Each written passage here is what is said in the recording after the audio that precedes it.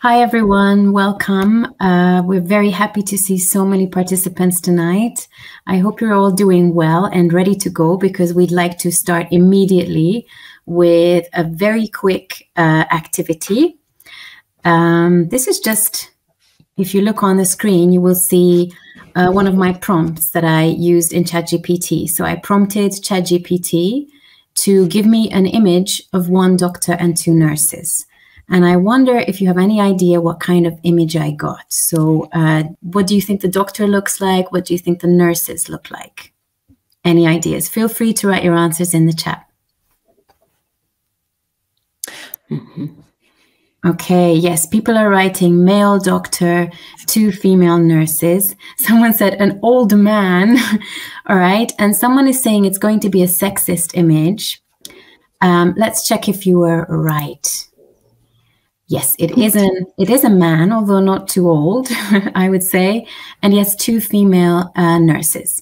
But if I prompt this and get this image once, then that might be a coincidence, right? So what we did with Joe is that we prompted ChatGPT several times and just used this very, very simple prompt, an image of one doctor, two nurses each time. And let's see what we got. So I'm just going to show you the images that we got each time. So this is the second one. And then image number 3, number 4, and number 5. And we could keep going. So as you can see, in all of these images, we have a male doctor and two female nurses. The male doctor is somehow always middle-aged and the nurses are somehow always quite young, and everybody looks amazing in these photos. Well, I say photos, but they're generated images. So what this shows us is that I guess this is not a coincidence, right? If I keep prompting it several times and I always get the same result or something very similar, then this is actually a biased response from the chatbot, from the AI. And here it's a little bit of fun, but in reality, bias is an issue connected to AI. For example, when universities are using AI to screen their applicants, then bias can be a real issue and it can lead to discrimination. So what we wanted to show you with this very, very simple intro task is that there are quite a few problems with AI. I'm sure many of you have used AI to your advantage, and it helps in a lot of ways. It helps with planning, for example, with lots of creative ideas, but there are a couple of risks and challenges that it poses. So this means that we need to talk about this concept called AI literacy. And we believe that this is a construct that needs to be developed. Everyone, each citizen needs to have a certain level of AI literacy. But what does this mean, and how is this useful for us teachers? Well, we should start out from a definition, right? That's always useful. And we chose one from UNESCO, which you can see here. And if you look closely, you'll see that in this definition, we find this to be that it consists of knowledge, skills, and attitudes. And you can also see that it doesn't just mean understanding AI, but also actively engaging with AI in a safe and meaningful manner. Okay, but just to be a bit more helpful, when you are trying to develop your students' AI literacy or your own AI literacy, what does this actually mean? What areas of AI literacy can we develop? Well, according to the literature, there are certain areas like, for example, knowing what AI is, knowing that it's not just ChatGPT or robots, but that it's a very wide range of very different technologies, starting from the spam filter in your email, that's also, AI, up to, let's say, deepfake technology or avatars on the news, that's also AI. So step number 1, knowing what AI actually is. Two other areas of AI literacy are knowing how AI works, that's another one, and also knowing how it's used in real life around us, for example, in healthcare or in customer service. The next step is knowing about the risks and benefits. So one of these risks, bias, was already mentioned, but today we're going to explore a couple of other risks, but also benefits. And also another area of AI literacy is knowing about its implications. For example, how it might impact the environment or how it might impact jobs in the future. And finally, if you have a certain level of AI literacy, then this means that you are able to use it critically, ethically, and in a safe and responsible manner. So what we'd like to do in this webinar is show you a couple of activities that aim to develop one or more of these AI literacy areas and activities that you can, take to class on Monday, hopefully. Okay, so over to Joe. All right. And as Sophie mentioned, all the areas that you can see here, areas of AI literacy, we're going to look at the implications a little bit. What you can see here is certain jobs that you probably know of or do, or, people that do these jobs. Do we have the teacher? Yes. But they all have their AI versions, and it could be in the future, but they might already be here with us. Your task now is to guess which job, like traditional job, could be matched with its AI version. So feel free to look through the jobs on the left-hand side and try to match them up with the AI jobs on the right. And we might already have existing jobs out there. Okay, we already have an idea. 3A. Oh, yeah. Actually, yeah. Very good, very good. Lots of ideas coming in. Yeah. I just saw a magazine talking about therapeutic chatbots today. 1D. Nice. Okay. 7B. Virtual tutors for teacher. Okay. 9F. The journalist. Generative AI in general. Could be. All right. Lots of ideas coming in. Very good. Very good. All right. I'm going to leave a couple more seconds. 8E. Nice. Factory workers being replaced by AI-powered robots. I'm saying replaced, but we will talk about this later. Okay, let me show you our suggested solutions. All right, so you can check if your thoughts were correct. Okay, we can see that, we've got the AI-powered robots next to factory worker, correct. AI-generated avatars. Most of these are already existing technologies.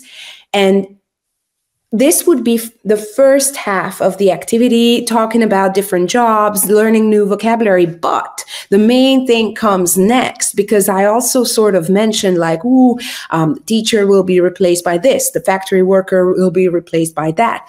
So the main part of this activity is the reflection part, in which we actually think about the possibility of these changes. So you may want to also, don't feel urged to write long essay kind of answers, but feel free to share your ideas in the chat. I'm going to show you the list again, but which jobs are most likely to be replaced by AI and which are the least? So let's think about this first. So I kept mentioning replaced by this or that, but I'm going to bring it back. Which ones do you think are most likely to be replaced and least likely? And I can see most likely menial work. So sort of these robotic activities. Translators. They are already afraid. I'm not sure how many interpreters or translators we have here with us. I hope you have already started looking at alternatives. Robots. Yeah. What do you think about the least likely options?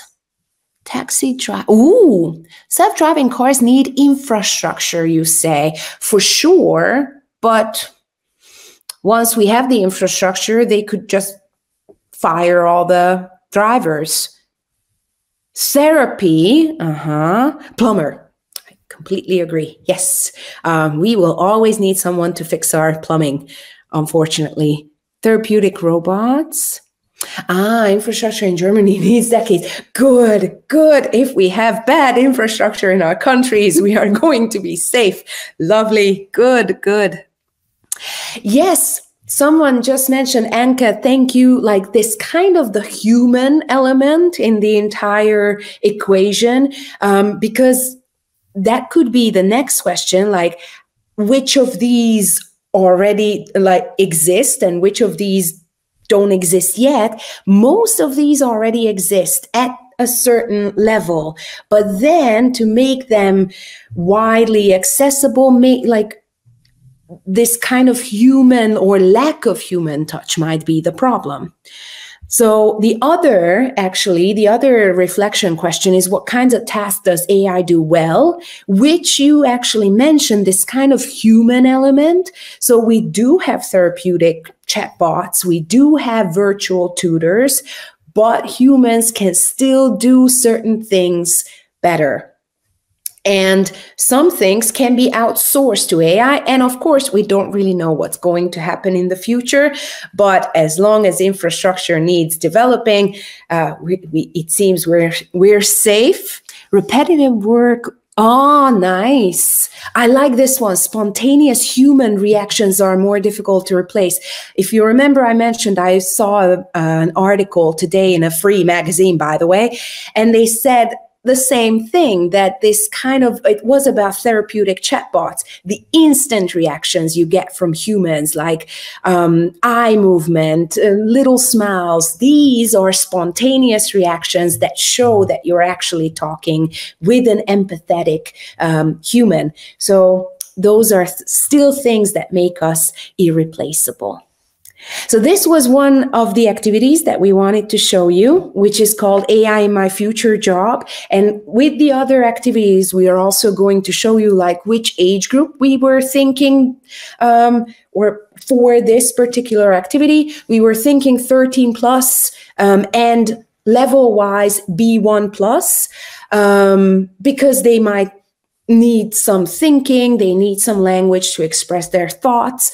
For this, you would need some cards that students match up, and the AI literacy focus, if you remember those bubbles, this activity focuses on real life use, the risks and benefits, like how AI is going to affect our lives, and the future implications. So with that, I'm going to hand over to Zsófi. Okay, just the last thing. I really like this: circus acrobats, dancers, and athletes. Did you see that? Oh, yeah, I can see it now. Okay. Exactly. Yeah, and we can think about many, many other jobs that might or might not be replaced. We'll see in just a couple of years' time. And yes, computer programmers, exactly. I think we deliberately left them out of our list. Okay, but let's move on to a different activity.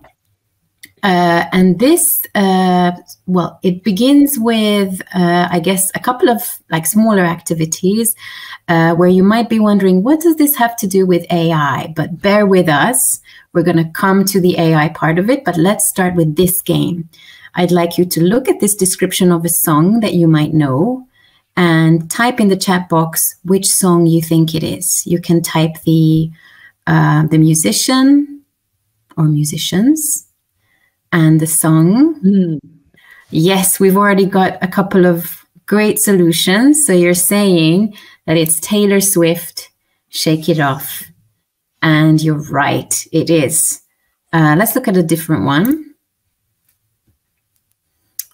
So a different description. And let's see if you're as quick as with Taylor Swift's song in guessing this one? You are. Wow. Okay, very good. It is, you are right. It's ABBA, Dancing Queen. Absolutely. Okay, now let's imagine that we are in a classroom with language students. And the next step would be to analyze one of our descriptions. So I chose the Shake It Off one.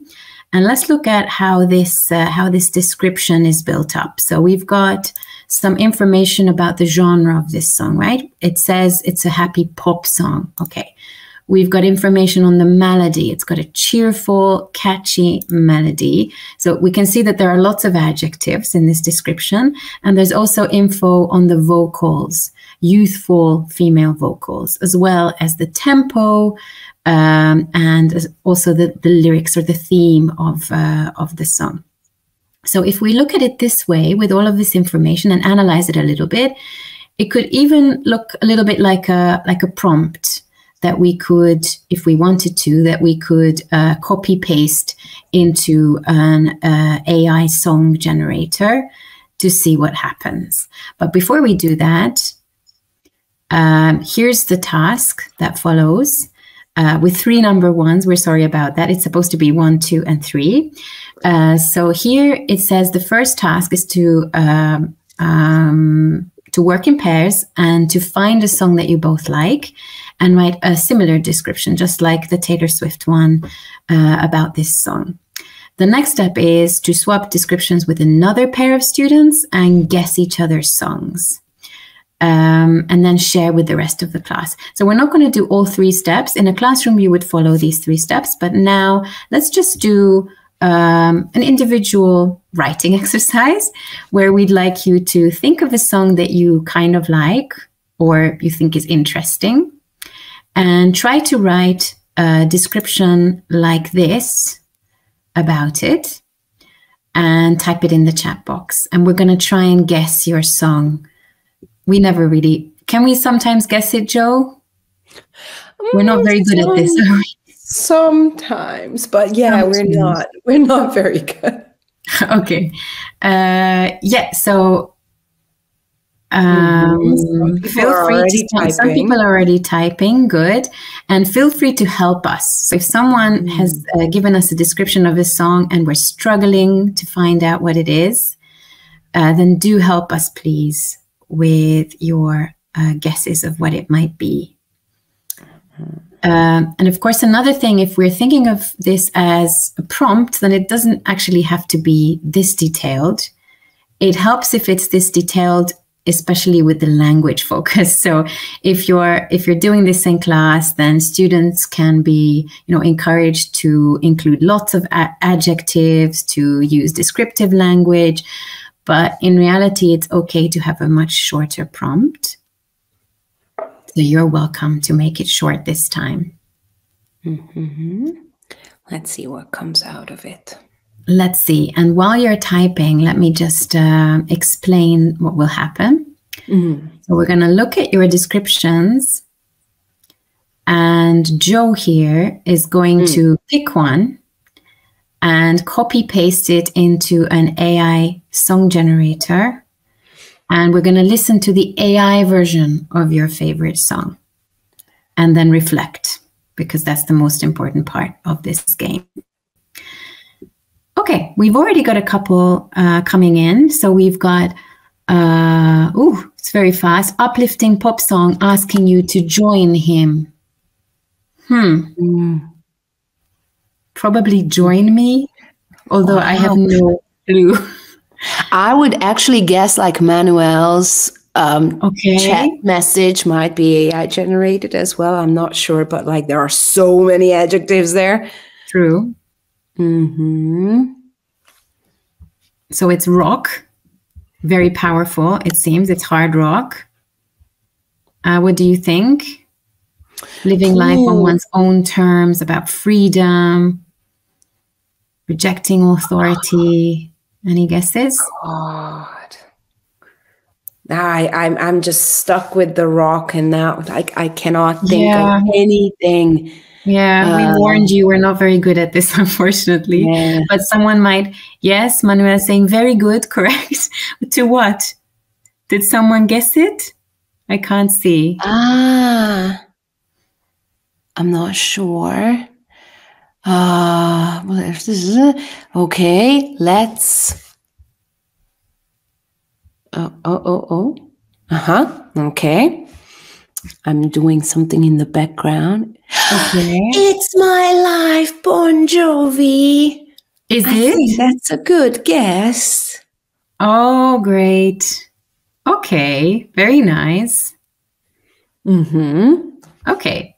We've got a couple of others coming in. We've got a power ballad, quite slow at the beginning. Lyrics express deep emotions, picks up in intensity when the orchestra joins.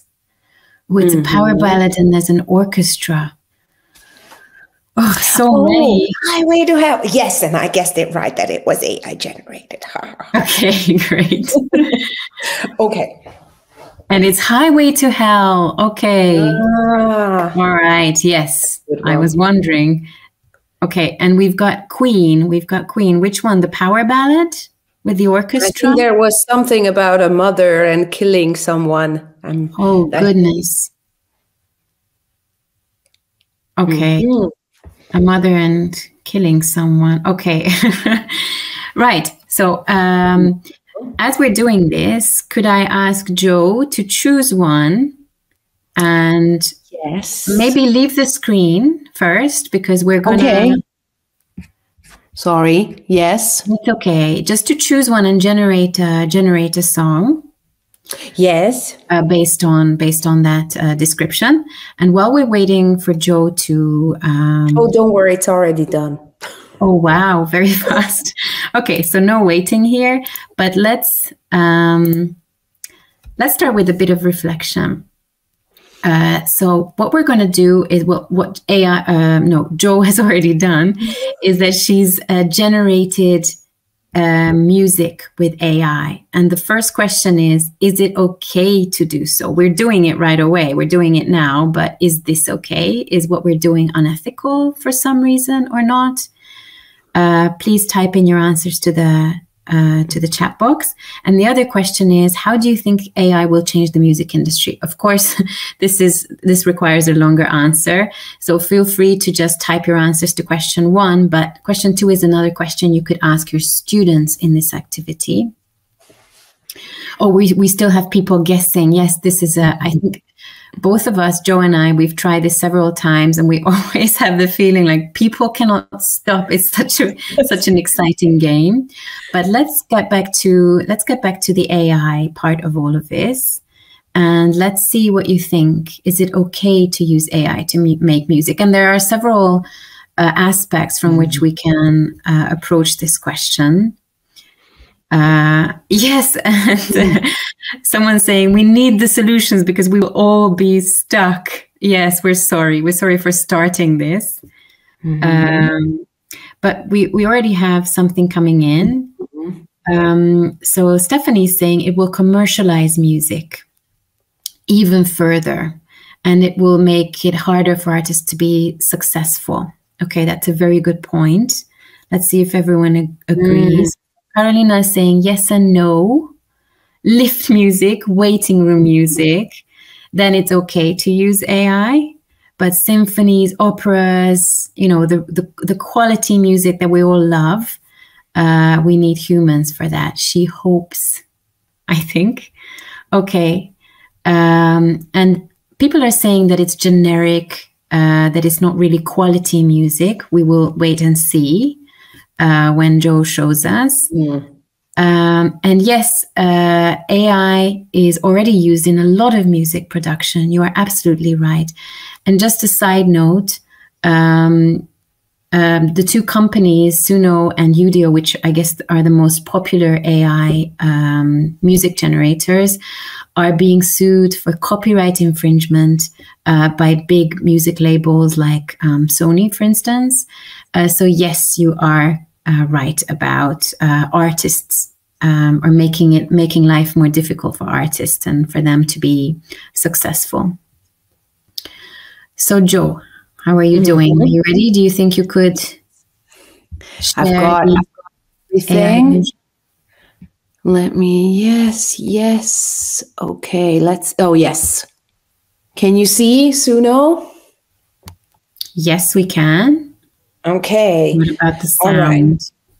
Okay, well, so the thing is, let's just do a bit of so I picked this one out of the chat box randomly. I have honestly no idea. Can you read it out? I can't see it, or make it bigger. Oh, yes. Provocative jazz song with a catchy, recognizable melody, approximately 100 BPM, mature, deep female vocals, lyrics in English about reciprocity, how one hand washes another. I have absolutely no idea. I would just guess Janis Joplin because that's the only person I know.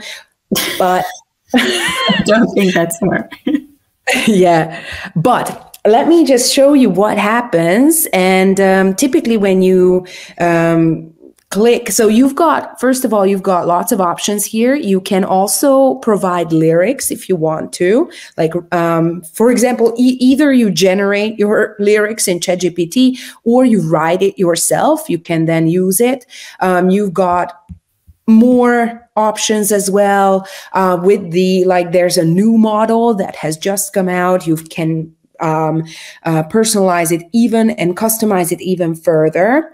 And when you generate a song, you typically get 2 versions. In the current version, which is 3.5, but now I got previews of version 5, which is the latest one, so we can also compare those two. This tends to be the most human-like, so we can test what they are like. So let's see. I'm just going to play one and let's decide if you like it or not, or if it's close to the original or not.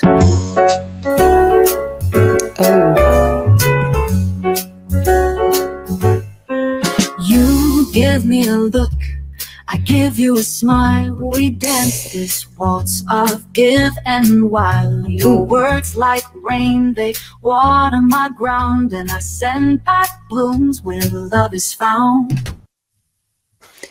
I'm not entirely convinced.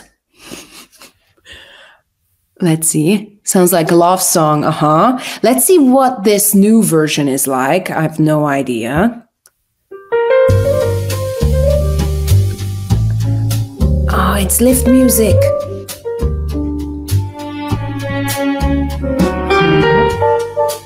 And we don't really have...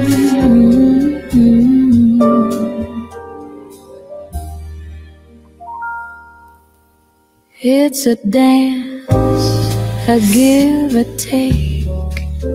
A mirror held no room for fake. I could imagine someone saying this. I can't say I heard emotions, but it was quite human-like. Oh, so okay. Saying the beginning of the first version sounds like a Nina Simone song, but without feeling. I really like this. So it's the emotional aspect. But I think it's getting more and more. I think it's getting better and better at the human aspects of music. So of course, not the same, but it's I have to mention, I've got a friend. I always mention this, but he's super into music generation. He showed me first that this new version came out, and we listened to a song he wrote himself. He wrote the lyrics, he generated the song, and actually it sounded very convincing. I was really trying to listen for the vowels, consonants, how it pronounces words, and it sounded linguistically very convincing, and also musically it was interesting. So not just a boring, predictable thing, but you could feel like this is a better version. So I don't know where this is going to take us. Yeah, I have the feeling when it's dance and pop, then you can feel how generic and machine-like it is. But when it's jazz, I think it's at least this one was pretty okay to me. Okay, so in this reflective part of the activity, we could talk about, for example, environmental concerns. So if kids are generating thousands of songs a day, there are environmental concerns that we need to be aware of. Another one is copyright concerns. This aspect is not really, we don't have a solution yet. So we can talk about it, but we can't say, and the lawsuit was won by Sony or the AI companies. We don't know yet how this will play out. We'll see. But it's something to talk about. Finally, of course, we can always talk about which song you like more. Is it the original or the AI version? And again, you could talk about what makes humans humans. So is it the emotions that someone mentioned that you can't hear in an AI generated song? Or what is it that makes maybe the original better? Or in this case, maybe the AI one better? I don't know what the original song was.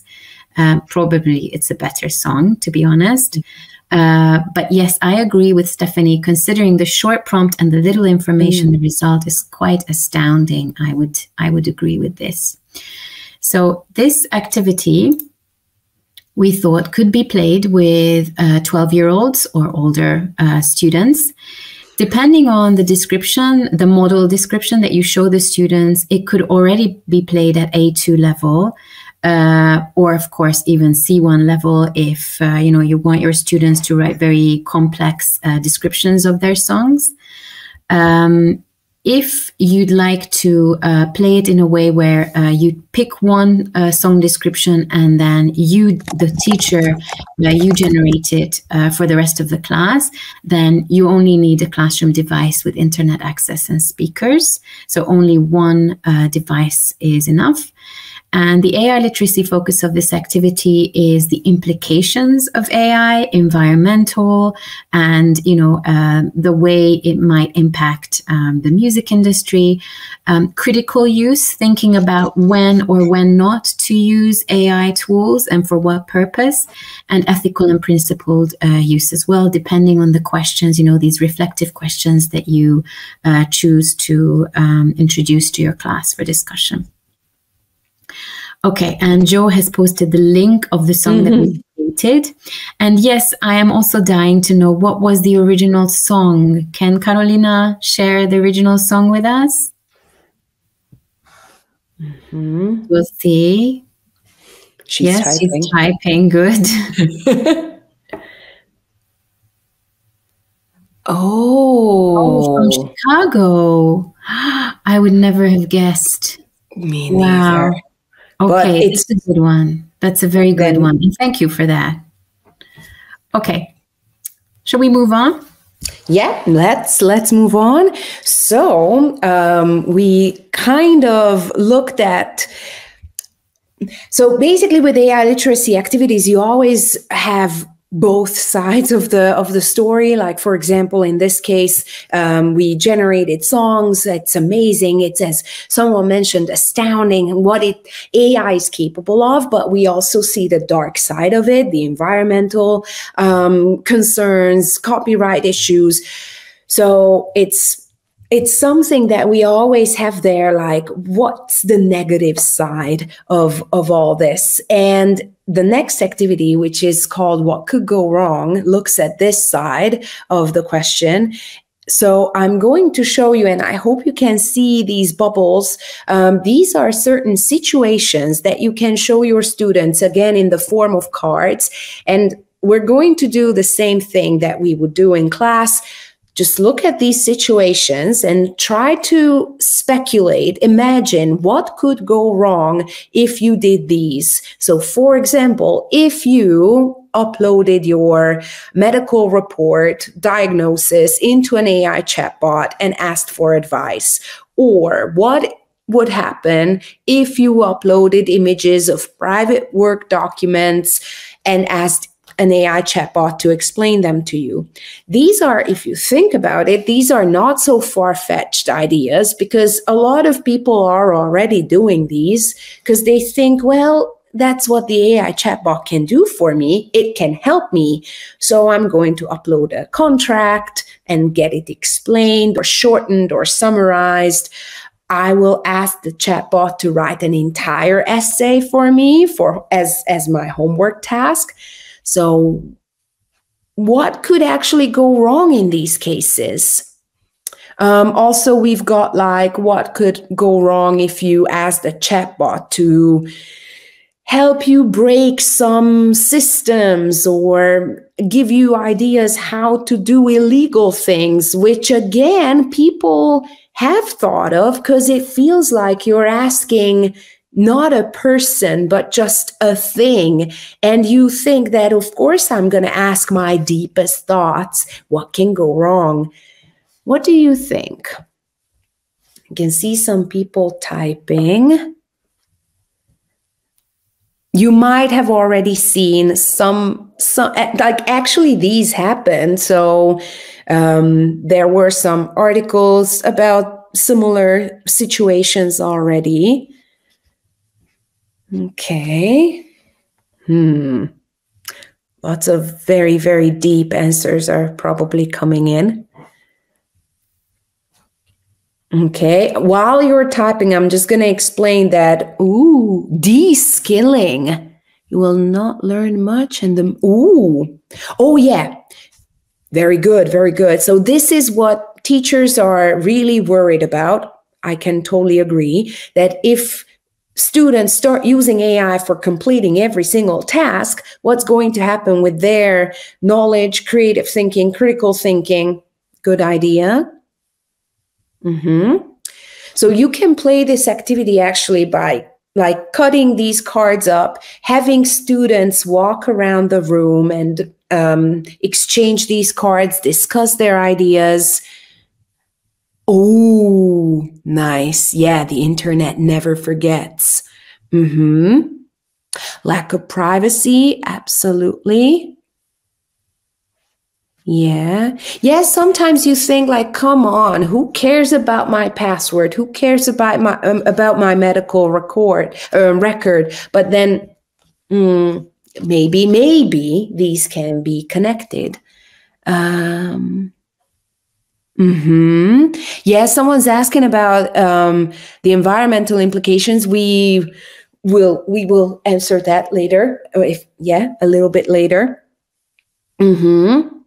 Okay, don't worry if you don't have a lot of thoughts because, someone almost answered all of them. Nice, plagiarism, data privacy breach. Yeah, password creation might be beyond dangerous. Yes, teaching AI to get darker than what it already can. Okay, Hermione, you've got all kinds of answers. Amazing. And let me show you the suggested solutions, which are actually not connected. So you may want to attach them to the previously seen situations, and you're probably going to see similar ideas here. So feel free to take a look at these suggested solutions and how they might be in connection with the previous situations. And you're actually completely right. I'm going to show you the matched up versions as well. These were very, very good guesses. And for example, we already had a situation or like a case where a person asked about something in connection with their health. ChatGPT suggested something. They didn't look at it critically enough, so they ended up in hospital. Another thing, which is also kind of coming already in the US, ChatGPT is monitoring what kind of dangerous questions you're asking, like how can I break in the White House? How can I do this? How can I make a bomb? If they see this kind of suspicious activity, they might track you down and knock on your door. So there are lots of things to consider here, but it's definitely an activity that you can play with your students who are also like in terms of age and level at a bit of a higher level, because these are things to really discuss, show them how they can use AI tools, these generative AI tools, responsibly and safely and ethically. So before, like, the problem is that we have already had these thoughts, and it's a very good discussion activity, and also raising their AI and improving their AI literacy, how to stay safe in this world of AI. So this is a darker activity, but I think a super useful one. Okay, and maybe shall we address the question about the environmental impact now? Let's do that. Maybe we could do it now. I forgot. The way I see it is, I think the question was, how can we make our students understand that this has, you know, environmental, this is connected to environmental issues and it might impact the environment in a negative way. How do we do that? The way I see it, but of course it depends on your own context, how old your students are, you know, where they are at their, you know, level of awareness in this sense. But I imagine it as kind of like a part of a larger project where you talk about certain environmental concerns. And, you know, just in the same way as in many cases we talk about what it means when we leave the water running while we're brushing our teeth, you know, and we have certain numbers, like how many liters of water are going to waste in those 3 minutes while you're brushing your teeth. In the same way, you could do the same with the impact of AI on the environment. The big problem here is that we don't have absolutely perfectly precise data on this, but we do have certain estimates of how much energy is being used. For example, prompting ChatGPT once is like 10 Google searches, right, Joe? Yeah, that's the estimate we can find on the internet. So prompting an AI music generator is much, much more energy. So if you try and make them understand with examples, just like you would with brushing the teeth with running water example, and making them think about this in this sense, maybe in the form of a debate or an awareness raising campaign that they themselves have to design, then that might work in my context. But, you know, I'm never sure of other teachers' contexts, and if the things that might work in my context would work in other people's context. What do you think, Joe? Yeah, I completely agree with you. I just actually added our project that's also in the book into the chat. So honestly, yeah, it's such a difficult question, and I don't really know what to think, because the problem is that now it's so ingrained in our lives and intertwined into everything that we do. It's hard to actually stop using AI at this point, because it's built into almost everything that we use. And it's also very hard to draw a line between, I generated a song, but what kind of energy did I use right now? So should I count the generation of the song as an energy unit, or should I also consider the amount of energy that was required to train the system? And then we don't know where to stop. Yeah, but just talking about these issues in class might be very, very helpful. Like, this generation, I think, is much better at this than I was when I was at school. So I'm sure that many teenagers today would understand if you just raise these issues in class. Mm-hmm. Absolutely, absolutely. It's something that we cannot solve, but something that we can definitely raise awareness of and discuss with our students. Okay, how are we doing, Jofi? Maybe we could move on to the next activity. So the activities so far were activities that we designed for classroom use with students. But we also included activities in the book for teachers to help them develop their own AI literacy, or maybe to take into kind of like a teachers meeting where they could do a workshop together and think about these issues together with their colleagues. And one of these activities is called Experimenting with AI Detectors.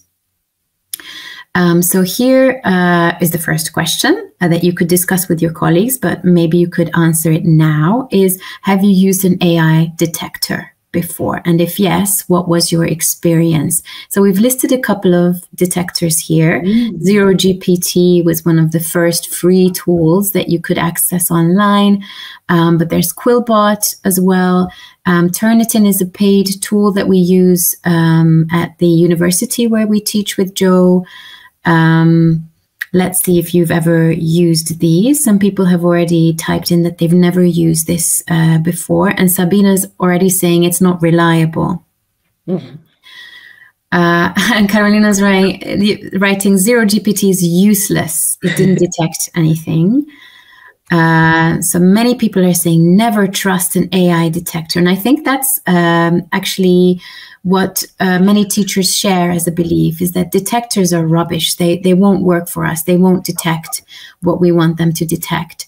So maybe we could put this kind of claim to test and see what happens.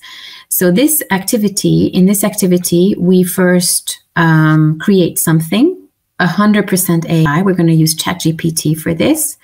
And Joe is going to help us do that.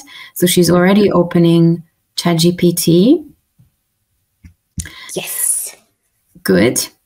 And she's already typed in a prompt. Let's see what it is. Could you read it out? Oh, yeah. So generate a 250-word IELTS essay on the benefits and dangers of AI in education at B2 level. Okay, I think we're happy with that, right? 250 words. IELTS essay, perfect. Let's just generate it. Yes, sorry. Okay. Okay. we're gonna get a 250 word essay, hopefully. And what we're gonna do is copy it and then paste it into Quillbot. 249 will do, I think. We're gonna copy paste it into Quillbot, the detector that we're using today. Yeah. The interesting thing about Quillbot, now that we're here, is that it's got an AI detector, but it's got all of these other functions, including an AI humanizer, which is my favorite thing to mention. So you've got the same tool with different functions fighting each other. I love it. But let's use the AI detector now. Okay. So you've pasted in the text from ChatGPT, and let's detect AI. Let's see what happens. Oh, wow. It's already 57%. I've got to say, I'm quite surprised, because usually when we play this activity, the first time is always 100 or around 100%. And now we've already got 57. So yes, you might be right. It's not perfectly accurate. But the task now is to try and break this tool and try to even further. Break it further, yes. Try to get it to, lower than 57%. The ultimate goal would be 0%, but let's see if we can get it lower. So your task is to type in the chat box what Joe should include in the prompt to get a lower percentage as predicted by Quillbot. Brigitte already started at sharing ideas. Some common mistakes of a 10th grader. Shall we try that? We can. Add a few typos. Okay, so we've got mistakes and 10th grader, and we've got typos. Slip-ups typical of German native speakers. I love that. Ist instead of is. Okay, so that's cool. Yeah, let's try that one.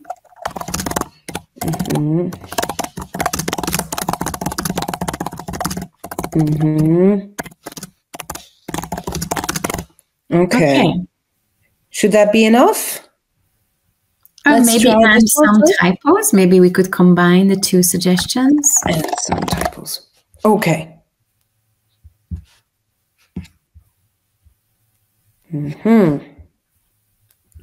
Okay, so we've got the new version. Yeah, I honestly cannot. There is one. Education is personalization, but I cannot see more. So now it's 253 words.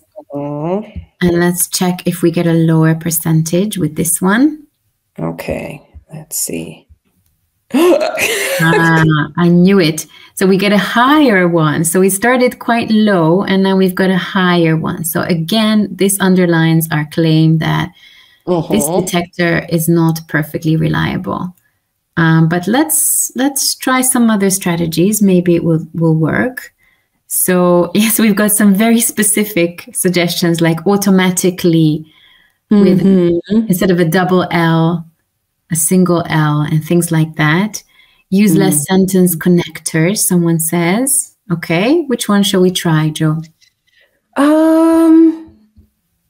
Let's use again like a combination. So like include some spelling errors like powerful and automatically.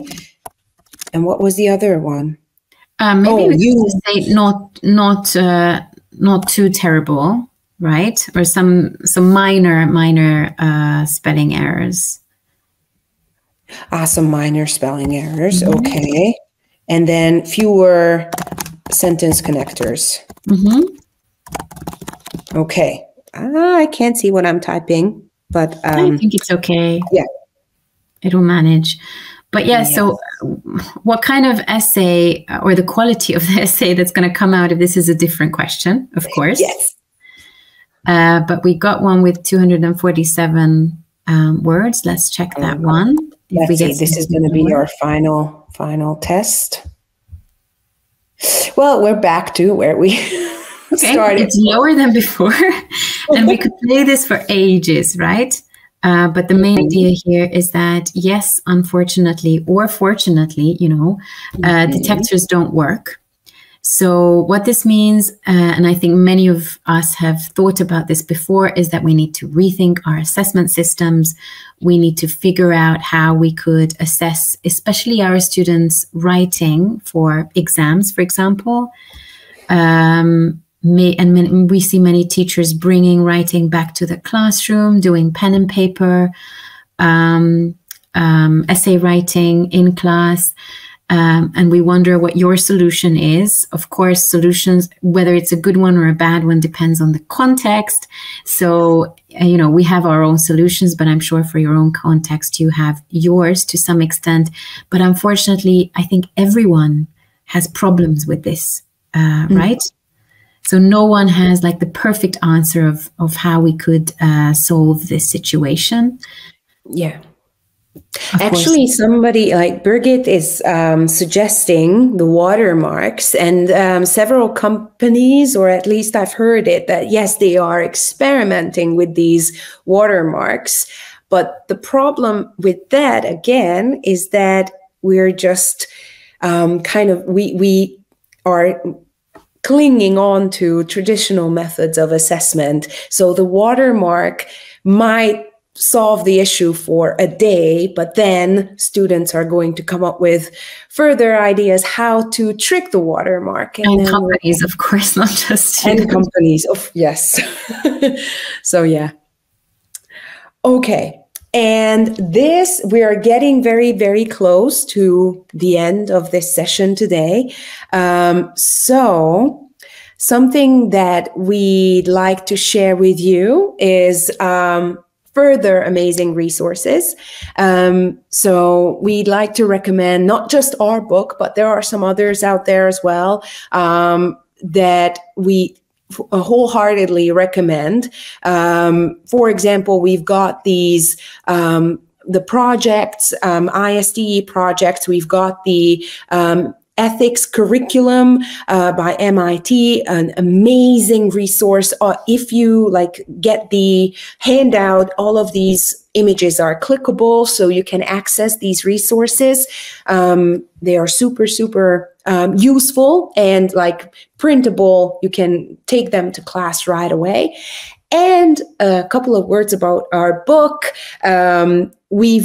We are very happy to talk about our book, which has 3 parts. And in the first part, just like it was mentioned in the beginning, parts of AI literacy, we talk a bit about what AI is and what are the main concepts, definitions, what benefits and risks there are, and we discuss certain challenges and ethical issues.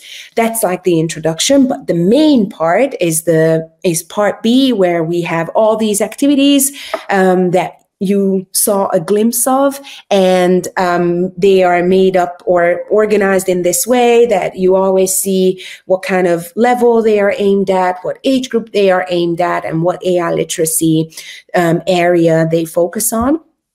And then finally, we've got a final part, which is more about like a teacher focused reflection. So for example, let's talk about detectors. Let's talk about different attitudes connected to using AI, things that or activities that you can bring into staff meetings, workshops, and something that you can think about yourself as well. For example, what do you think about assessment? What do you think about the future of assessment? So all these reflective activities. And also we've got a blog where we share further resources and updated activities. So feel free to give a follow.